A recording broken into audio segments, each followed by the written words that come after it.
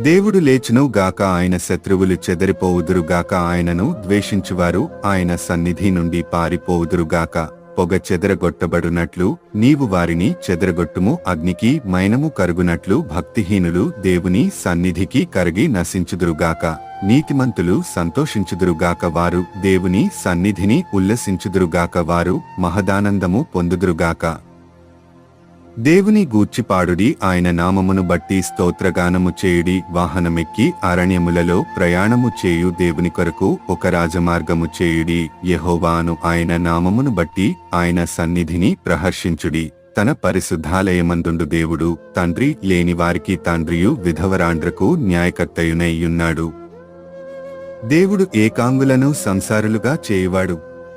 ఆయన బంధింపబడిన వారిని విడిపించి వారిని వర్ధిల్లజేయువాడు. విశ్వాసఘాతకులు నిర్జల దేశమందు నివసించుదురు. దేవా,